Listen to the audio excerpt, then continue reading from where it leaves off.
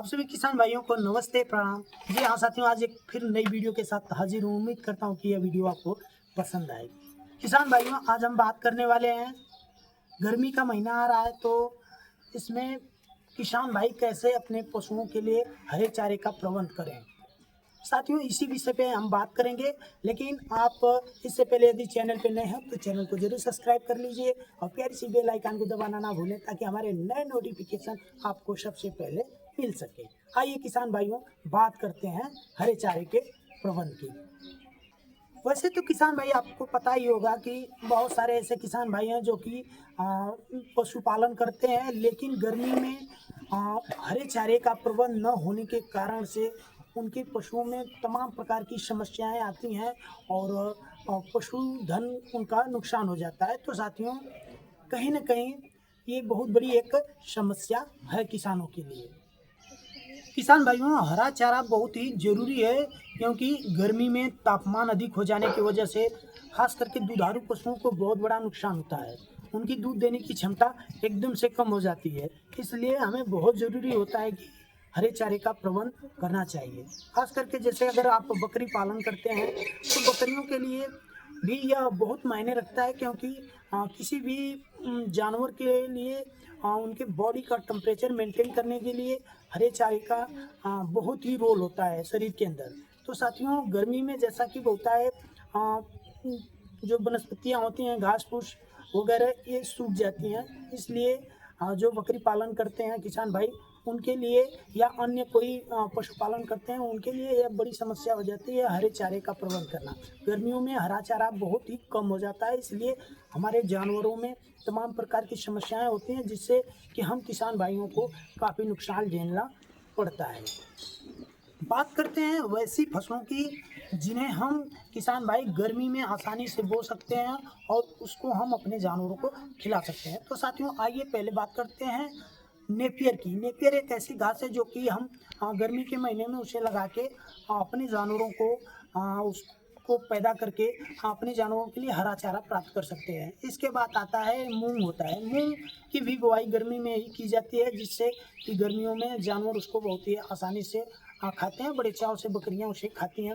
मूंग के साथ साथ उर्द की भी खेती गर्मी के महीने में ही की जाती है।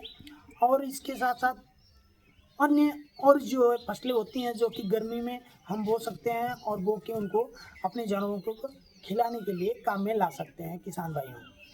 बात करते हैं किसान भाई इनकी तैयारियों की। तो अगर हमारे पास खेत खाली हो तो मार्च महीने की शुरुआत में ही इसकी बुआई हमें कर देनी चाहिए, ताकि वह समय से तैयार हो जाए और हम अपने जानवरों को आसानी से खिला सकें। जिन किसान भाइयों के पास खेत अगर पर्याप्त मात्रा में खाली न हो तो वह बाद में भी इन फसलों की बुआई कर सकते हैं और अपने जानवरों को हरे चारे की व्यवस्था पूरी तरीके से कर सकते हैं। किसान भाइयों, जानवरों को हरा चारा गर्मी में बहुत ही नितांत आवश्यक है। नहीं तो हमारी जो पशुपालन की पशुधन की जो अर्निंग होती है वह बहुत मात्रा में घट जाती है, जिससे कि हम किसानों को बहुत बड़ा नुकसान झेलना पड़ता है। दोस्तों, आजकल तो ऐसी तमाम जो है कि चरी जिसे बोलते हैं, बाजरा जिसे कहते हैं, वो भी उन्नत किस्म की आ गई हैं, जिसे हम गर्मी के महीने में भी बुआई करके अपने जानवरों को हरे चारे की व्यवस्था कर सकते हैं। तो साथियों, उनकी भी हम बुआई अपने व्यवस्था के अनुसार कर सकते हैं, जिसको हम अपने जानवरों को खिला सकते हैं। बकरी, भेड़ या बड़े जानवर हों, गाय, भैंस, आप किसी को भी खिला सकते हैं। गाय भैंस तो खास करके इनको बहुत ही चाव से खाती हैं। तो गर्मी की चरी की भी व्यवस्था हम बाजरे की व्यवस्था कर सकते हैं।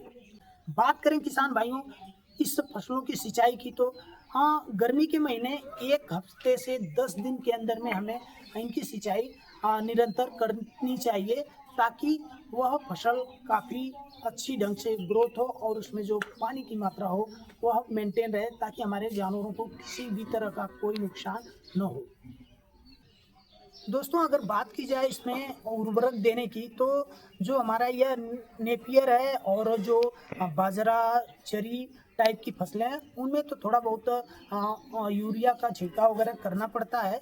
और जो दलहनी फसलें हैं जिसमें नाइट्रोजन की मात्रा अधिक होती है, जैसे उड़द है, मूंग है, और अन्य जो फसलें हैं इस टाइप की, तो उनमें खाद की यानी उर्वरक की कोई ज़रूरत नहीं होती है। वह वैसे ही सिंचाई आप निरंतर करते रहें तो वह काफ़ी तेज़ी से ग्रोथ करती हैं और जानवरों के लिए बहुत ही फ़ायदेमंद साबित होती हैं।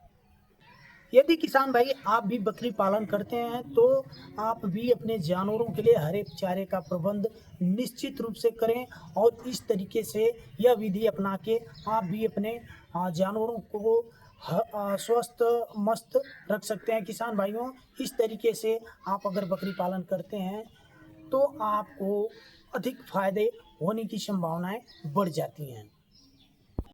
किसान भाइयों, ग्रीष्म ऋतु के आ जाने की वजह से गर्मियों में तमाम प्रकार की बीमारियां हमारे बकरी, भेड़ व अन्य जानवरों में फैलने लगती हैं। खास करके छुआछूत की बीमारी भी चलने लगती है। तो साथियों, यदि हमें अपने पशुपालन में अधिक लाभ लेना है, मुनाफा कमाना है, तो हमें समय समय पे डॉक्टर की सलाह लेनी चाहिए और डॉक्टरों से संपर्क बना के हमें अपने जानवरों को हमेशा देख रेख करनी चाहिए, जिससे कि हमें जो एक भरपूर मात्रा में लाभ हो।